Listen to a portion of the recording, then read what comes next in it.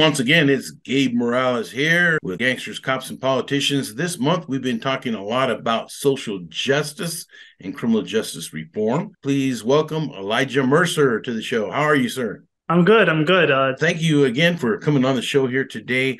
Why don't you first tell us, where were you born? Where were you raised? I was born and raised on the East Coast, so I'm an East Coast transplant, but I was born and raised in Newark, New Jersey. I also lived in Irvington, New Jersey, East Orange, Orange, New Jersey, but most of my time was spent in Newark, New Jersey, where I went to high school there as well. You grew up there and then on the East Coast, and then where else did you work and live at? So after I graduated high school, I went to high school in Newark, New Jersey again, at West Side High School. I got into American University in Washington, D.C., where I studied criminology. I loved American University. It's a great university. Spent 4 years there, then tried to figure out what I was going to do after college. So I actually got recruited to be in part of a program called Teach for America, where I taught in Baltimore City for 2 years as a teacher and corps member. And it was one of the most challenging jobs I've ever had in my life, because growing up in a city like Newark, New Jersey, which tends to be high crime, high poverty, low income, I teach for America corps members in our high school and middle school. So it was quite interesting to be on the opposite end, especially after leaving 4 years of being in a very privileged, a very sheltered sort of university setting and being thrown back into sort of an environment similar to where I grew up. It was like reverse culture shock for me. I think I went into teaching with the attitude, all students are going to be as motivated as I was. All students will be intrinsically motivated to want to learn. And I soon learned through that process that wasn't the case. And just learning about the systemic issues that I seemingly had forgotten about, because I was at a 4-year institution where everything was really nice. And then going back and teaching, I was like, these systemic issues exist for students. These systemic issues exist for people. So this is kind of why you're seeing students interact with even each other, or even the environment, or even the work that I was giving them in a certain way. And so it reopened my eyes up to what I had experienced going back into the classroom. I know some ways I felt guilty that I had left and then came back, and I was like, I can't believe that I forgot that this was part of my story too. So I think that kind of sparked my interest in mostly using data and social justice stuff, because while I was a teacher, we used data to track our students' behavioral, academic, and personal outcomes. And we used a lot of data-driven strategies that were really helpful in helping students see their progress, and being able to use those data-driven strategies to help students some who had been involved in the criminal justice system themselves and others who had not, was one way I motivated my students to do better. It was one way I motivated myself to stick with teaching. And then after that, I spent a couple of years working in the nonprofit sector and government sector. I worked Coalition Against Insurance Fraud as a research associate initially. Then I worked for the New York Police Department as a crime analyst. After spending a number of years on the East Coast, I decided to migrate to the West Coast in 2019, where I worked for the San Francisco District Attorney's Office as a strategic gun crime and violence analyst. I got to work under Chesa Boudin, who was, if you know anything about criminal justice reform, Chesa was recently recalled here in San Francisco. So it was quite interesting working under a progressive politician and seeing how progressive policies were being implemented in a city that said that they were progressive, but then they ended up recalling him. I even did 11 months working at Facebook, where I got to work on the India team as a law enforcement analyst. And that was quite eye-opening too, getting to do law enforcement sort of duties on a global scale. And then I decided to leave and start my own consulting business called Data for Justice, who I now use data to work with nonprofit and government organizations to help drive results for marginalized communities. And simultaneously, I am back in school 10 years later, studying data science and information systems at University of California, Berkeley. Let me back up just a minute, because while you were speaking, Elijah, I remember growing up and there was a lot of emphasis on standard academic testing, I believe, SAT scores. And I did okay, but I remember a lot of students, especially students of color, had problems with it and didn't take into equation, at least at that time when I was growing up in the 60s and 70s, social skills, interactive skills that could not be really gauged well with that type of test. I just remember that it was really tough. What was your feeling then on SAT scores? Are those a good gauge of intelligence and education, or do we need to do something else? To answer your question, I think that you are correct. And the SAT is not a good measure of student achievement, because I think in college, student achievement is measured in very different ways, right? You could be the smartest kid in the world, but when you get to college, if you don't manage your time well, if you don't understand how the dynamics of, like you said, like socializing work, there's a bunch of different things that measure success in college that can't really be measured by the SAT or the ACT. And I think that's why you're seeing the trend now where a lot of universities are sort of like telling students that that is not a requirement anymore for them to get into some institutions. They're sort of like removing that requirement because they're realizing that that's just not a good measure or not a good metric for what success will look like in grad school or in some of these grad programs or even in undergrad as well. I think it's interesting that they're removing that because I think what I actually think about why that's being removed is there's a bit of a financial motive to remove that requirement too, so we can get more students into the institution of college so that some of these institutions can just rack up money. That's one of the things why we're seeing that being removed. But I think that there's also a growing movement of people who are saying that like it doesn't really determine how well a student will do. Like there's things like grit, like still exhibit a lot of grit throughout my own personal career and my own personal academic careers in order to do well. Grit is a bigger determination as opposed to just a standardized test of how a student will do. College doesn't measure you by test scores all the time. So I think I don't like the SAT. I don't think it's a good measure of how well you'll do in college. I think that it's pretty smart for some of these colleges to start dropping that requirement because then you'll get a more diverse pool of candidates into institutions who are contributing not only to the institution itself in terms of just the diverse opinions, but they're contributing to the university itself in other ways too, that had they not been accepted because of an SAT score, you might not have gotten that student or group of students to help change the university or reshape how the university itself thinks. Yeah, it's kind of interesting to me. Sorry, I'm throwing these questions at you, but you got me thinking. We went over some questions before the interview I might ask you, so I'm not trying to throw you curveballs here. So it's kind of interesting to me, but let's take, for instance, jobs that are offered. A lot of times they want one of the requirements, a 4-year degree. Yet, if you have somebody who already has experience, let's say in data, like yourself, but maybe doesn't have that 4-year degree yet, a lot of times they would pass them over. But yet, somebody who has a degree, and they might be book smart, but that doesn't mean that they know life skills. That doesn't mean they have any common sense about the real world. I'm not saying that college is not a good thing, but I am a firm believer in there's nothing wrong with trade schools. Right now, we need a lot of plumbers, electricians, and stuff. At least when I was going to school, people said, you have to go to college. You have to go to college. I don't believe so. You can do a lot of good jobs that are well-paying jobs. I know a lot of people who have social work degrees and they're barely making minimum wage. And there's a ton of them, they can't find a job. So I'm really glad I had that experience to work at that high school because it really helped me understand that college isn't for everybody. I don't need to force it down their throats. I think you're accurate in your assessment of people get degrees and then sometimes they don't even pay as well. I mean, I got a criminology degree in social science. I loved it and I worked, but I'm going now back into STEM because I realized that when you have a highly technical degree, you get paid more in STEM, which is science, technology, engineering, and mathematics. And then I think you also see a trend where you see now that a lot of employers are actually doing away with even the 4-year degree requirement. They're looking at people's background and saying, even if you don't have a 4-year degree, but you have this experience and you can bring, that's still valuable because I think that sometimes people learn on their own. If you want to be a coder, some people are now taking coding boot camps to learn coding and transitioning from what they were doing before into coding without needing a 4-year degree. So I tell people, you got to think about what works for you in terms of continuing education. Had you asked me in 2012 when I was starting out my teaching career, what I would have said, I would have pushed college down people's throats. But now I'm glad I've had a couple of years to mature and actually work in the real world, work with students. And I would say you have to decide what's going to be best for you and then what's going to have the best return on investment in your life. Where do your passions lie? For me at the time, criminology is a passion of mine. I was able to build a consulting business out of it, but going back to school now because I know that the technical skills are important. That's not for everybody. And that's okay. It's not for everybody. And I think that it's having conversations like this. I'm telling everyone that it's okay not to go into debt or it's okay not to have to apply for scholarships to pay for school because that's what I'm doing now still too. I'm still trying to figure out ways to pay for school because it's so expensive. Yeah, I'm sure it could stress you out. Yeah, worrying how you going to pay for all this. Yeah, we're trying to get to that spot and man, I'm stressing myself out trying to even get there. Yeah, you don't want to do that. So this show didn't start off with being about education, but I think it's relevant to social justice and criminal justice reform. I remember in the academy when I worked there that we found out that we spend on average about $40,000 per year to incarcerate somebody. But when it comes to our public education, we're only spending about $8,000 per year per student. What would you say, Elijah, have been your greatest challenges over your career? Working with law enforcement is what I've mostly done.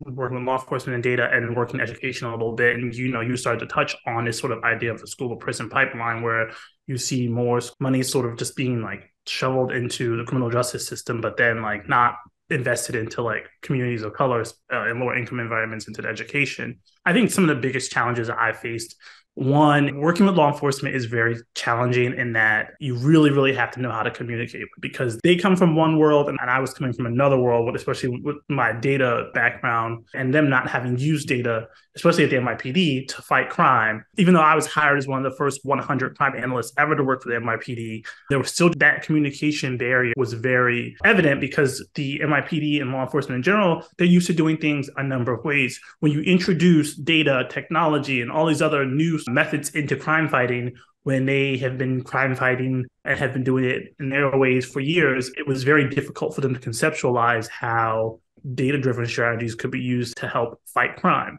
So I would say for people who are in either law enforcement or in the data and law enforcement space, one of the things that you want to do is you want to really get law enforcement invested in using data to help fight crime. Because I think there's one, the police officers, they had a very skilled expertise that I grew to appreciate. I worked with some really fantastic detectives and I worked with some fantastic officers who actually really cared about their communities. And it was challenging for me because in undergrad, I had written papers that were anti-police and anti-law enforcement. So forcing myself to get uncomfortable and actually work for law enforcement and work alongside them to help actually protect communities and fight for marginalized communities was something that I didn't think that I would ever get to do, but it was something that really was eye-opening for me. And it was something that was really helpful for me. But I think that communication with law enforcement is really important, whether it's data, whether it's just simple day-to-day communication. I think that's been one of the biggest challenges for me is being able to communicate with law enforcement. Or the next job that I would like to take if I go into full-time work is really doing outreach with law enforcement and outreach on a number of levels, whether it's simply just sending data or whether it's working with them through simple communication policies. Really want to do outreach things with law enforcement because I think that's a piece that's missing. Few people understand that you communicate with law enforcement in a very special way. And basically what you want to do with law enforcement is you want to always make sure that they're getting something out of whatever deal that you're doing with them, right? Like if you are working with law enforcement and you're trying to like get some information from them, how are they going to benefit from it too? Right. They're very results driven. Yeah, they very good at arresting people, putting them in jail, that kind of thing. But prevention, intervention piece, but that's one of my big things too, is before they even get to the point where they have committed a major crime, we can, I think, prevent a lot of that stuff and intervene. I myself was no goody two-shoes. I got in a lot of trouble myself. I think of myself. And it hadn't been for some good mentors, I very easily could have been a statistic. I know a lot of people that overdosed on drugs that are not around today or got killed or doing a lot of time in prison. Some of them are coming out now as old men, but they lost their youth. They lost most of their adulthood. It's a very sad type of thing. So definitely do a lot better, but it's hard for a lot of law enforcement and haven't always been through some of the struggles that maybe that me and you have to understand that. I think that's why it's really unique for me to work in this space because like you, Gabriel, like you said earlier in our interview, you talked about how you have a very moderate stance on some of the law enforcement issues. And I do too when it comes to criminal justice reform. And I know that sometimes people don't always like when I take that moderate stance. But when we talk about criminal justice reform, we can't just remove law enforcement from the equation. You have to include them because they're part of public safety. If we are to just completely remove police, I know some people are probably going to... Yeah, some people in San Francisco are like, hey, what are you talking about, Elijah? I really disagree with what I'm about to say, but we can't remove law enforcement from the equation. That's basically what I'm getting at. I talk about reform from the process of having law enforcement think about how they're allocating their budget towards certain things, right? Like I think you brought up a point about intervention where I think that's super important, right? So how is law enforcement allocating their budget towards more mental health training for their officers? That's a huge piece that I think is missing from a lot of training. I've never been an officer myself, but when I worked with officers, I talked to them a lot about like, what is the tactical training that they got? Like, what is the process like in the academy? I once considered going law enforcement, but then I decided to go more on the research and data side because I was like, I don't know if I could be on the front line, especially with law enforcement undergoing so much scrutiny these days. I was just like, that's not the job that I want to do. But for me, reform means really working with law enforcement to understand how we can find some middle ground because one side from the equation doesn't help resolve an issue at all. Very good. Thank you for sharing that. What would you say are some of your biggest achievements? Let's see. I mean, when I was a teacher, that was really helpful. Like getting my students to move their reading levels up 2 years was really nice. So I was really proud of that because I struggled so much as a teacher. It was such a tough job. But then having that data to go back to and say, like, look, your students used to be at X level when they first took diagnostic tests, and now they're at this level. So just being able to use data. And then once I got that like momentum from that, then I carried that over into my work with the NYPD and SADA's office. Something that helped the NYPD do, which was really, really fascinating, was they were having like a car break-in issue. Because I worked in the Bronx. I was stationed in the Bronx, and I was stationed in a really nice neighborhood in the Bronx. So the reason why this small little neighborhood in the Bronx was experiencing car break-in issues was because people were leaving their windows down. They're like, oh, we're in like I guess they assumed they were in like the nice part of the Bronx, so they could just leave their windows down. But that was actually giving people more access to steal things from their cars. And we couldn't figure that out at first. Like the data didn't show that, the quantitative data didn't show that. So I had to go back and actually read the reports, go through a number of reports for a couple of months and start to really understand what was the why that was happening, why there was such an increase in car break-ins in this small neighborhood. So that was really fascinating to see, and then being able to help them really understand that issue. And then I took that information to the commanding officer. The commanding officer asked me to give a whole presentation to the entire precinct. I give a presentation to the entire precinct. That leads to them doing a car operation where they were like, hey, we're going to set these things up to help us catch people who might be going into cars based on this data. And it was where it started to all come together, where I was, this is how you use data to fight crime for groups of people who need help. Another thing that I did for them was just like looking at their arrest data as it related to marijuana arrests, which was really fascinating, and looking at the disproportionate number of people of color who were being arrested for marijuana arrests.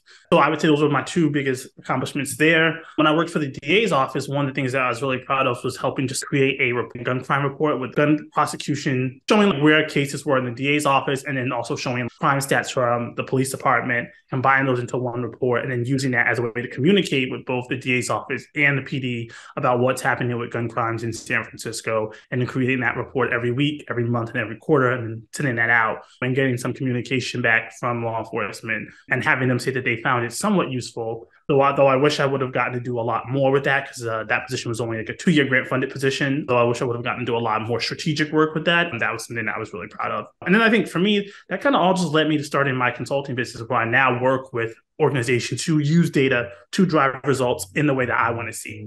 So I consult with a number of nonprofit and government organizations. I'm actually trying to get my first government client, but like I consult with a number of nonprofits on using data to actually drive results. And that's mostly what I want to do. Is I want to see data be used to help out communities who can't really advocate for themselves and it produce meaningful outcomes. And so starting a consulting business was something that I never thought I could do. But when I was like, this is my passion and this is what I want to do, I got advice from my own cousin who started her own consulting business. I got advice from other people who supported me through this process, and I kind of just went with it and did it. So that was really, really something that I've been really proud of, and just growing that and continuing to get clients doing the work that I care about and really helping out marginalized communities is something that I'm really proud of. All right. Right. Sounds great. I understand that right now you're still working on getting your website going, but we can put that in the comments section once that is done. So I really appreciate you telling us about your challenges and your achievements. Is there anything else you'd like to say about how we see us improving the criminal justice system today?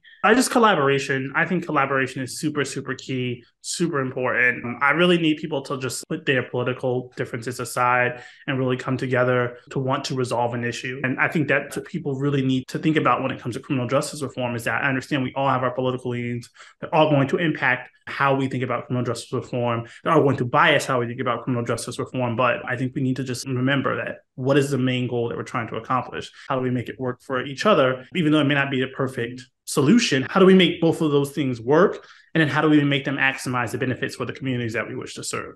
I think that is the key piece of criminal justice reform I'm hoping to see in the future, because if we can't get there, then I just think it's going to continue to be extremely polarized. And that is just not how I see criminal justice reform. And it took me a long time to get there, Gabriel. You know what I mean? I think I like when you talked about how you think about criminal justice reform too, because I align very much with you, because I've had the opportunity to work on both sides of the spectrum. I understand people have these ideas, but they ultimately want to do one thing, which is to protect and serve and make sure people are safe. Well, yeah, firm believer. Sometimes we got to compromise. We're not going to get anywhere. We'll be at stalemate, and I think that's where we're at a lot of times with our politicians.